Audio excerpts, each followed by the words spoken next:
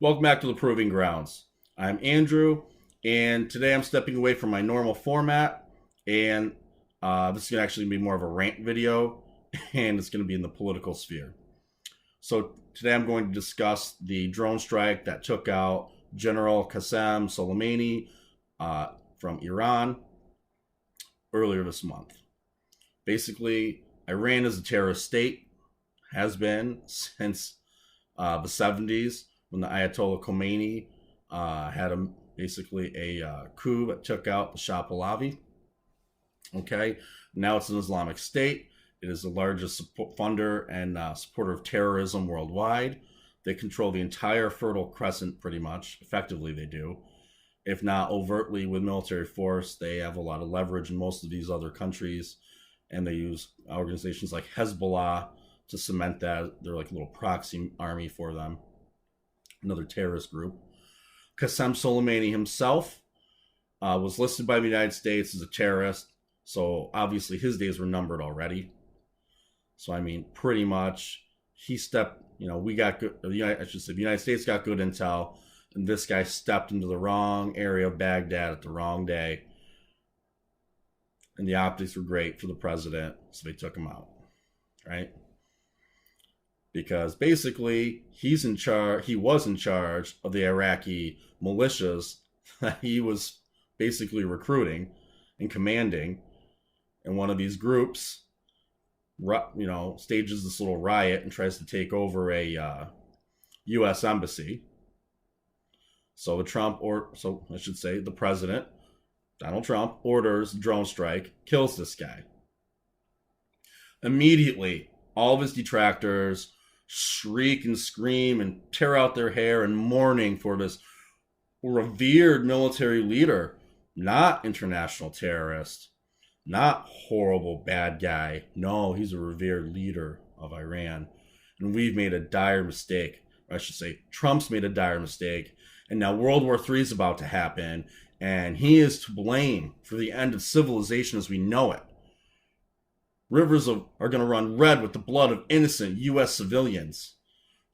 U.S. children are going to die everywhere. They're going to fire missiles across the pond and get everybody, right? Wrong. Okay, in the long run, Soleimani's death means little, if anything. They're just going to appoint a new major general to run the Quds Force, which is their special operations wing of the Islamic Revolutionary Guard. That's it. That's what's going to happen. Okay, so all these celebrities want to apologize, like Rose McGowan wants to apologize on behalf of all U.S. citizens to the terrorist state of Iran for the president taking out, a terrorist. She wasn't concerned when our last president took out a U.S. civilian who was deemed a terrorist threat overseas without the benefit of trying to arrest them or have an actual trial and due process. No, we weren't concerned about that. They're concerned about the death of a recognized terrorist from a terrorist state. Yeah, let that sink in. Last president kills U.S. citizen abroad. No benefit of a trial. Nothing. Just, someone said, put this guy on a list. Drone strike him. Kill him. Done. Who needs due process, right? Nope, not us.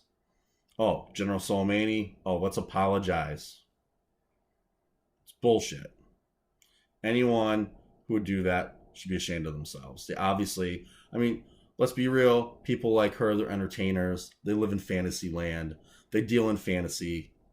So you can't really expect her to look at the world from an objective lens, use, any kind of logic or facts or reason to come up with any opinions or any ideas, right? You can't. Okay, so all this happens. What is Iran's response? Saber rattling. That's it. Oh yeah, we're going to get you. We're going to get you. They fire off a few missiles. They land in a field. And then they lie and go, oh, we missed on accident. Yeah, we sent these missiles. using they're unguided. We're using like 1950s missile technology, even though like 2 or 3 weeks, maybe a month before, we bombed a Saudi oil refinery aimed at hurting the U.S. and Israel just a little bit. Yeah, we use sophisticated guided missiles and drone strikes to get that done, but we must have run out of actual modern technology. So we decided to shoot off a bunch of unguided missiles, right? That's bullshit. Straight bullshit.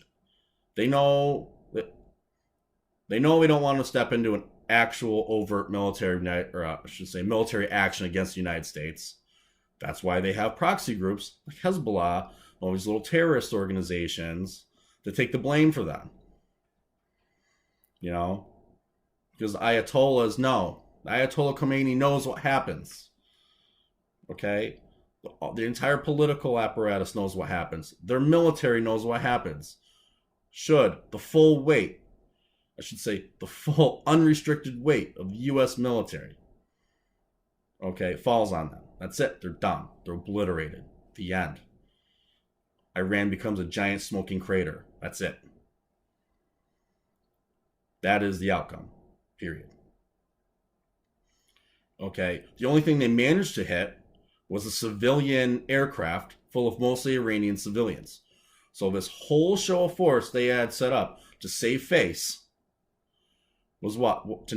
All to naught. So now they have civil unrest going on because they killed a bunch of Iranian civilians.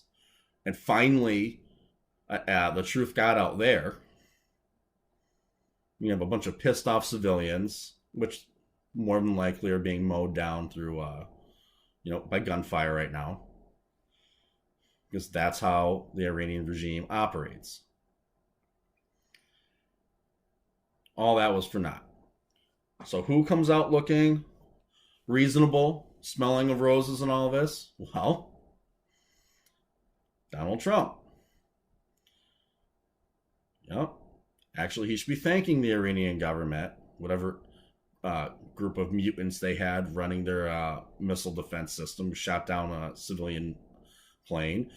Thank all these celebrities in the news, the news media there, who came out and fanned all these flames and all this hysteria over nothing. You should be thanking them. He probably is secretly thanking them for making him look like the reasonable party. Look at this guy's Twitter feed and tell me if that isn't a feat in and of itself, making him look reasonable. Comes out, says, hey, this general is a bad guy. We all know it. He's running these Iraqi militias. They tried to take over one of our embassies. So we took him out, showing Iran who's boss. Yep, they fired off some missiles. But because they purposefully missed, that's a way of them showing they want to stand down. He basically says, I'm going to let you stand down. Even after you fire those missiles off that were paid with by money that the last president gave to you. Like how he did that there. Oh, by the way, I'm going to hit you up with more sanctions because you caused us all this trouble. So he gets to look like he's being tougher on them than he really is being. They look like idiots because they're claiming they missed hitting U.S. military outpost or a place that houses our military officers or soldiers and everything. And 3, they shoot down a civilian airliner full of their own citizens. So what's actually changed in the Middle East, other than the current civil unrest in Iran right at this moment? Nothing. The Iranian government, the Ayatollahs, are going to keep supporting the murder of U.S. citizens abroad. They're going to keep attacking any weak U.S. outposts, any naval ships anywhere that ends up being an easy target due to any kind of lax in security, anything like that. They're going to keep doing it because we don't really do anything about it. They put a bunch of explosives in a barge and crash it into a battleship and try to sink it. Even if the ship doesn't sink, they bomb a ship. That's all the provocation that's needed. If should the government choose to go to war, You commit an act of war against the United States, they're perfectly within uh, the right to defend itself and attack, defend its soldiers, defend its Navy personnel, defend U.S. citizens abroad, U.S. Interest, private property. That's his job, to protect its citizens. That being said, uh, most of these politicians in the United States are complete pragmatists, have no real moral, I should say, principles that guide them. They don't have a pole star that guides their actions, other than whatever the political winds, whichever way the political winds are blowing at the time. That's it. So personally, I would not support another U.S. I should say another war of any kind. Not so one, they actually cease operations in Afghanistan, in Iraq, and two, actually show that they have the backbone and intestinal fortitude to engage in a war. One, a war that, for starters, is actually I should say necessary. They have attacked the United States or ramping up obvious threat to attack the United States, things like that nature, and then they say, okay, we have reasonable provocation, we're going in, and they show that they're going to do it and do it right, not this bullshit where you send the Navy to bomb them, the Air Force to bomb everybody, and then you send the Marines and the infantry in, and we put all these people's lives at risk to go kill the bad guys, only to pull them back and try to win some hearts and minds. It's bullshit. You don't try to win the hearts and minds of a bunch of people that you're killing off. You just don't do it. It's stupid. It hasn't worked ever. When has it ever worked in the U.S. military history? This hearts and mind campaign, it doesn't. You go in, you destroy the infrastructure, you destroy the military, you kill all the bad guys, and you keep hurting that regime until they can't take it anymore. So they beg you to surrender. So they beg, please let us surrender unconditionally. Then maybe the military, or I should say the U.S. government says, okay. But if we have to come back, it'll be worse next time. Okay? And if they don't give up, you turn it into a giant smoking crater. Object lesson for the rest of the Middle East and the world. Hey, kid gloves are off. We're not playing games anymore. No more trying to install democracies all over the place. Forget that. If whatever civilian population's around afterwards, they can start their own democracy if that's what they want. Okay? It's up to the people of Iran to overthrow, in whatever means they choose, the current Islamic regime and install whatever form of government they deem necessary, that they want. Okay, the United States artificially going into an area which is pretty hostile to any form of Western values, at this point in time anyway, and then trying to install a system of government based on notions of Western values is idiotic and it's ludicrous. Period. It's a waste of our blood and treasure. I should say United States blood and treasure. That's it. It's a waste of everybody's time. It's a waste of lives. And I say it's immoral on the part of the U.S. government to engage in war, put your military at risk, these young men and women at risk, let them get their legs blown off, be blinded by shrapnel, have to scoop, puddles of their pieces of their buddies up to try to put in little bags to take it home so they can send something back to their parents, and go through all these traumatic events just so these politicians can give back to the bad guys afterwards. No, you go in, you kill the bad guys, that's it. End of story. Or don't go at all. Okay, this bullshit where we flex a bunch of muscles. It's like being the world's strongest man, except you never use those muscles. People constantly run up to you, kick you in the nuts, knock you down, hit you with their car, whatever it takes to actually hurt someone that big, and you do nothing. You do nothing. Every once in a while, you flex your muscles and show them that you could deadlift 10,000 pounds. Go you. But you never use that for anything. But so what good is it other than for looks? Yay, I'm big. Okay. If you let anyone take advantage of you, you let anyone who wants to physically harm you, what good is that? It's nothing. It means nothing. It's not a deterrent against someone who might actually mean you harm at that point, when you're known to be toothless. Okay, and that's kind of what the United States is showing. It's a paper tiger. It looks good on paper. Actually has no teeth. And letting this rogue state run roughshod over the whole region since the 70s. Okay, so either put your foot down, get some fucking intestinal fortitude and do the job right, or don't do it at all.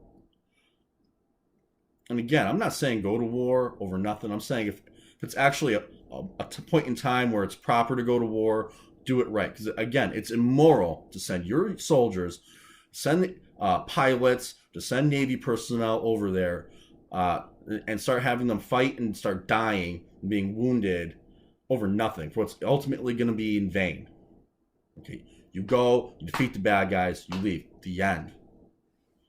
That's why I can't support. I would openly not support the president currently in a wartime effort, because again, he's a political pragmatist. I view him to be, largely a statist who has no problems trampling your rights if he thinks it's expedient to get what he wants to get done. That's what I think. I can't support someone like that leading this country into war. So, and that goes for basically the entire U.S. political apparatus right now. That being said, he is the president of the United States, and I'm going to hope that he does better than I think he's going to do. And we'll have to see. So that's my little bullshit rant for the night, such as it is. So please click like, share, and subscribe. In the comments below, whether you like the video or not, just give me the good, the bad, and the ugly. Don't spare my feelings. I'd rather know where I'm screwing up than not know. Let me know how I can make the channel better. All right, be safe. Good night.